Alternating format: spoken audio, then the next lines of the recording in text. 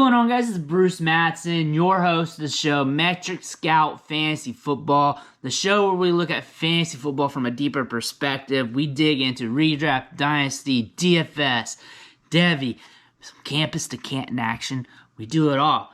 If that's something you're into, hit that subscribe button, ring the bell, tell your homies. We actually had a subscriber message out with a request, and I try to honor as many requests as I can for this channel because this is about you guys, not me. So the subscriber wants me to talk about Dyami Brown, how he projects with the Washington football team, and over his collegiate profile and all that stuff. I do have a previous video on him. It was during the pre-draft process. It was a rookie profile.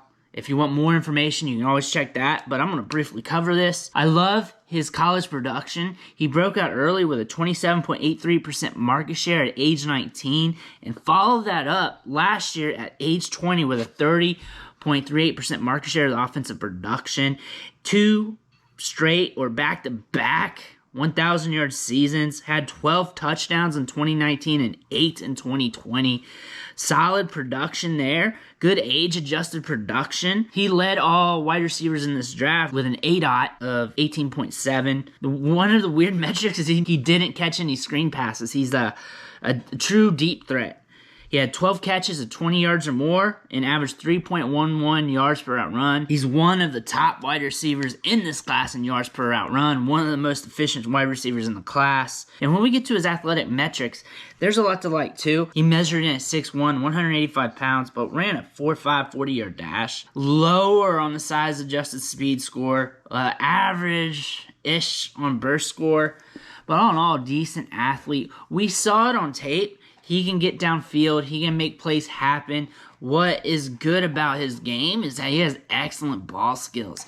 He can read the ball naturally while it's in the air and rise up, climb the ladder, make the catch, even with another guy breathing down his neck. He has sticky hands, and even if he's contested, he's more than likely going to come down with the catch. He's more than likely than most receivers. And that ball skills that he possesses matters, especially in the landing spot he did here in Washington. One, we have Ryan Fitzpatrick slinging the rock. We know he likes to push the ball downfield. He will be playing on the opposite side or with at least Terry McLaurin. Curtis Samuel's also on the roster, so there's a lot of speed there. His ability to get downfield and make plays happen allows the team to have more versatility with their offensive game plan. There's a lot of random dudes who are mid-round picks or late-round or undrafted prospects who have some promise on this team. We're talking Kelvin Harmon, Cam Sims, Steven Sims Jr., Isaiah Wright, Antonio Gandy-Golden, and also the team added Adam Humphries, and looks like he's going to at least try for the slot role. There's a lot going on in this wide receiver depth chart. However, the team still spit a third-round draft pick on Dyami Brown. It's good draft capital still for a wide receiver when you have all this going on. They want to use him. They want him installed in the offense some way, somehow. It may not be that much this year. It could be down the line. So as long as he performs in camp, as long as he performs in preseason games, and when he's called upon in season, there's a chance he can step up and carve out a role with this team. And his age-adjusted production metrics indicates that he's more than capable of transitioning to the next level and producing. How we won on the field is a way the team can use him. And how I project him, if he does start carving out a larger role in the offense, he does start getting that usage, is him being a tremendous best ball guy. He had a lot of splash games at the collegiate level where he was hitting 200-yard marks, high-end 100-yard marks, and it has that knack for having those games where he just goes off.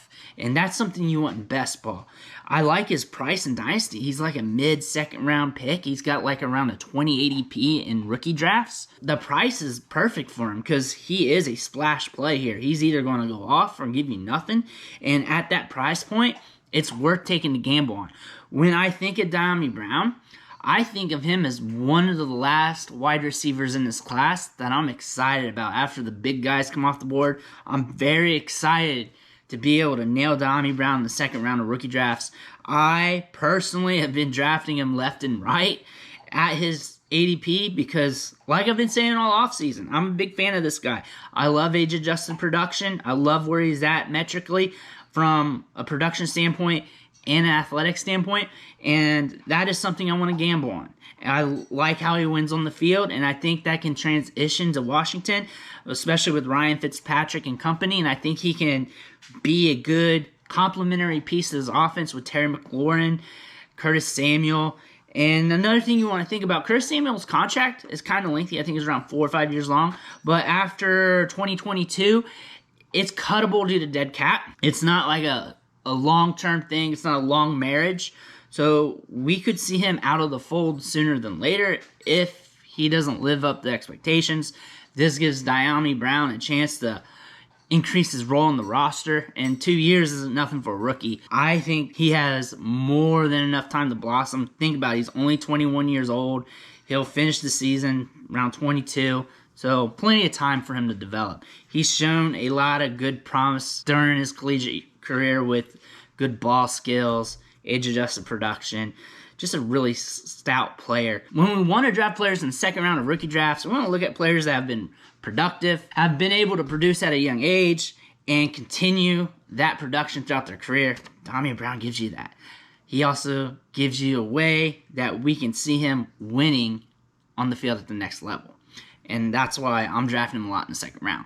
I want to thank you for sticking with me on this video. If you stuck around this long, I must have kept you entertained. So you might as well hit that subscribe button, ring the bell, tell your homies, and I'll catch you next time.